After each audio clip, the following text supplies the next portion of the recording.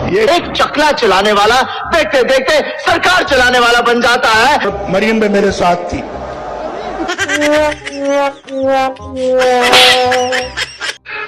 मैं तो समझता था कि दुनिया में मुझसे बढ़कर कमीना और कोई नहीं है, लेकिन तुमने ऐन मौके पर ऐसा कमीनापन दिखाया है कि हम तुम्हारे कमीनेपन के गुलाम हो गए।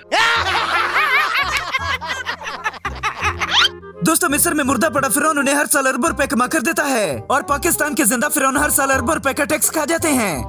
बच्चों बच्चियों को मारने में फिरौन पहले नंबर पर था, दूसरे नंबर पर यजीद था और तीसरे नंबर पर आज की हुकूमत है, जो जरा सा पीटीए का झंडा देखते ही प्रोग्राम बांट देते हैं। बाबा जी फरमाते हैं कि पीटीए को इतना भी सपोर्ट ना करो कि तुम बाहर सूजी लेने जाओ और सूजी हुई लेकर घर वापस आओ। पीपल्स पार्टी ना हुकूमत में है ना पोजीशन में है। बिलावल भुट्टो ना भुट्टो है ना जरदारी है, ना ही इंसान है, ना ही मर्द है, ना ही औरत है। 2000 बच्चों में से एक बच्चा ना लड़का होता है ना लड़की, वो होता है बिस्मिल्लाह मायो। नहीं मैं बिस्मिल्लाह करा। तुलसी तुलसी जरा ब्यूटी दिखाओ तुलसी। दोस्तों, पूरी पाकिस्तानी कौम को इकट्ठा होकर एक साथ दुआ करनी चाहिए, क्योंकि जरदारी की शक्ल में हम पर एक अजाब मुसल्लत है जिसे हम अजाब महसूस भी नहीं करते।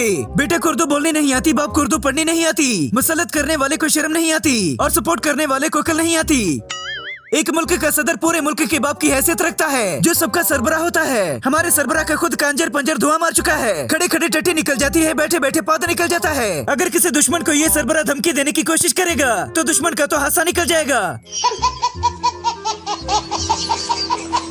कहा जाता है कि उम्र उस सूरत में कबूल होता है जब किसी का हक न खाया हो, इंसाफ और सच बोलने की ताकत हो, और हक हलाल की कमाई से उम्र कबूल होता है। हम सड़कें बनाते जाएंगे, ये सड़कें नापते जाएंगे। ये मुल्क चलाना तुम्हारा काम नहीं है, तुम नहीं चला सकते। पाकिस्तान में फिलहाल गोश्त की कीमत सितारे इम्तियाज से ज्यादा है। जिस तरह अंग्रेज पहले जमाने में कुत्ते को नहलाने वाले को बड़े बड़े नाम और तमगे देते थे, आजकल उसी तरह पाकिस्तान में भी नाम दिए जाते हैं। समझ रहे हो? समझ रहे हो? समझ रहे हो ना? चाचू ने जापान में तरक्की करने का राज ऊ करके सीखा और भतीजी ने बिना तरक्की के गिराज में ऊ सीख लिया। हम बिस्तरी के लिए निकाह को होना जरूरी नहीं है। ये एक बहुत बड़ा फतवा दे रहा हूँ, कोई आलम दीन मुझसे मुनाजरा करे, मैं साबित करूंगा।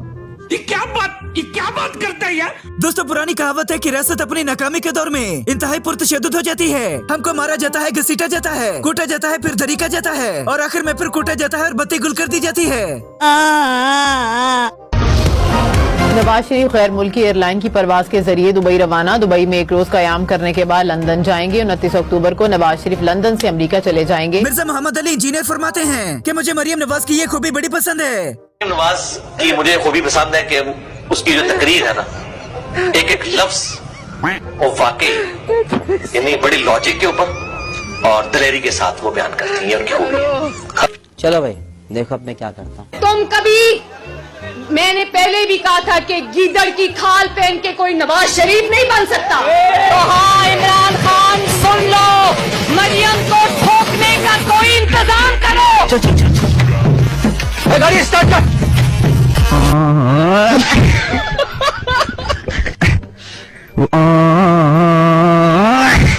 पूरी कौम को फर्शी शलवार पर लगा कर अंदरों अंदर शपड़ गुलियां खा ली गई। मैं की सवाई हूँ फर्शी शलवार ते करशी कमीज। तेनू डिजाइन दी पसंद तो दफा हो। तेनू पता भी है कि ये डिजाइन किड्डा। कौन है ये लोग? कहाँ से आते हैं ये? पाकिस्तान वो वाहिद मुल्क है जहाँ के दीन सिखाने वालों को भी दीन सीखने की जरूरत है।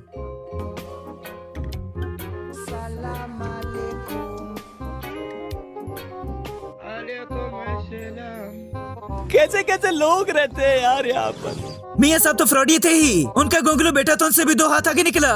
और मुझे खुशी है कि तूने इस परंपरा को जिंदा रखा, बल्कि तू तो हमसे 2 कदम आगे निकल गया। हम तो सब हिंदुस्तान में फेल हुए, तूने लंदन में फेल होकर दिखा दिया।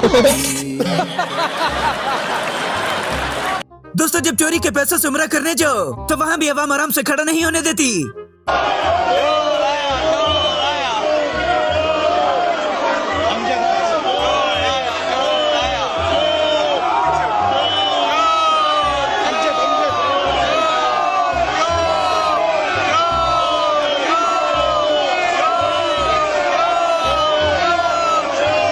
और मुल्क में आकर कहते हैं कि हम तो सुबह सुबह काम करने लग जाते हैं, भले ही वो काम चोरी करने का क्यों ना हो।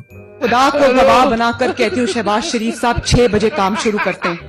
इसाक डार साहब सुबह फजर के बाद काम शुरू करते हैं, लेकिन ये कोई ऐसी जो ये 4 साल का गंद और तबाही मचा कर गया है, ये 2-4 महीनों में ठीक होने।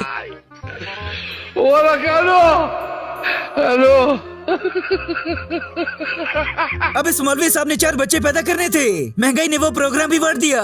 की उम्र बगैर तो तुम लोगों ने हमको रोड पे ले आए हो। सुभान अल्लाह। इतने और मैंने 4 बच्चे अल्लाह से लेने थे, बगैर तो तुम्हारी वजह से 3 रह गए मेरे।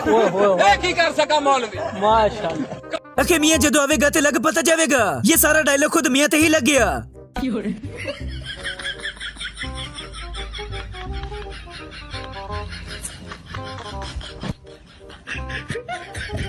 बेचारी तहरीक इंसाफ खान साहब के जाने के बाद दूसरी पार्टियों की बस मिन्नतें ही कर सकती है। सिक्योरिटी कोलैप्स के ऊपर पीटीआई आपसे इस्तीफे का मुतालबा कर रही थी, क्या वजह है कि सिक्योरिटी कोलैप्स के ऊपर आपको जिम्मेदार ठहराया जाए?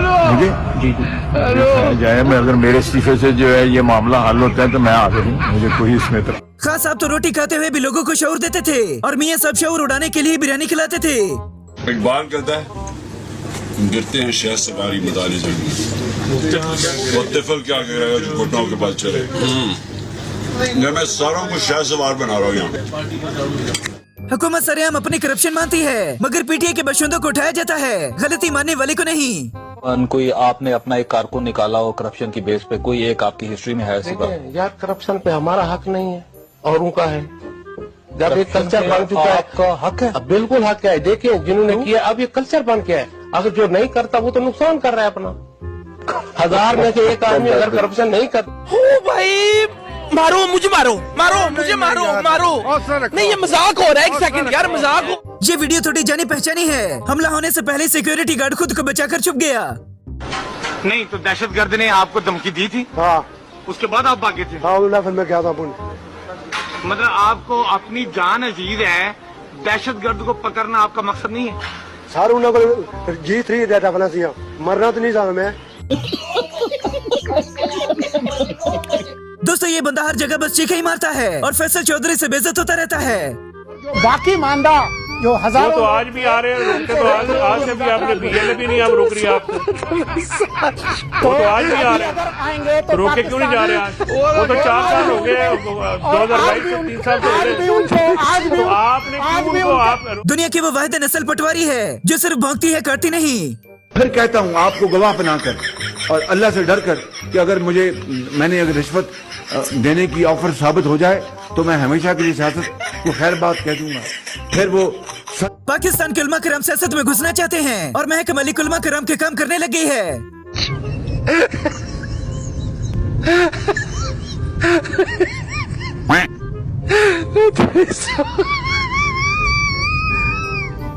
इसार राणा के मुताबिक हमें खुद ही बाहर निकलना पड़ेगा क्योंकि खान साहब खुद बेचारे जेल में हैं। भाई वो जाते हैं मुलाकात करने, वहाँ पे जो लोग बैठे हुए हैं उनकी चॉइस है और वो क्यों चॉइस है वो मैं नहीं उससे जा रहा। दूसरी चीज ये मैं इसलिए नहीं जा रहा कि मैं वहाँ अडेला जाना नहीं जा रहा, तो मैं कहीं और बात करना चाह रहा हूँ, मैं कुछ और बात करना चाह रहा हूँ। नहीं, आपको इधर ही रखेंगे, लाहौर में रखेंगे। अभी फिक्र दोस्तों इस वक्त खुश तरीन तबका पटवारियों का है, न दिमागी टेंशन न गैरत की फिक्र। एक ही औलाद के अबू कोई गरीब तो कोई अमीर। वालिद मोहतरम भी सोचता होगा कि क्या पैदा कर दिया। मुझे इसके ऊपर बाइसे फख्र है कि मेरे वालिद का ताल्लुक एक गरीब किसान के घराने से था। 1972 में जब नेशनलाइजेशन हुई है, अरबों रुपए का कारोबार था मेरे वालिद साहब का। देखा आपने लापरवाही का नतीजा है। एक पटवारी का दिमाग बस इसी बात पर अड़ा रहता है कि मियां ने सड़कें बनवाई, मोटरवे बनवाए, वो बेगैरत अपने हकूक के बारे में नहीं सोचता। ओके, न्यू चैलेंज, स्कूटर पर बैठ के रसगुल्ला जूपेंगे, चेकिंग।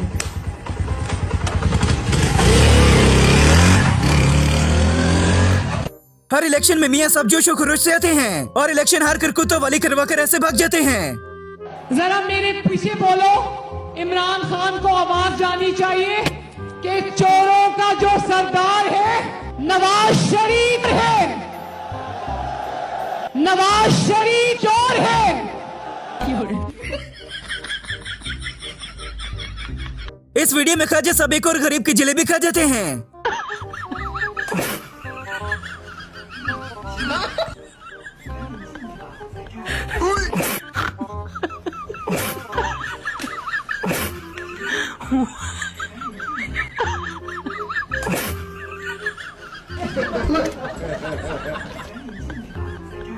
शहबाज शरीफ के बारे में पूरी कौम दर्द दिल रखती है और मिनटों मिनटों के बाद गालियां निकालती है।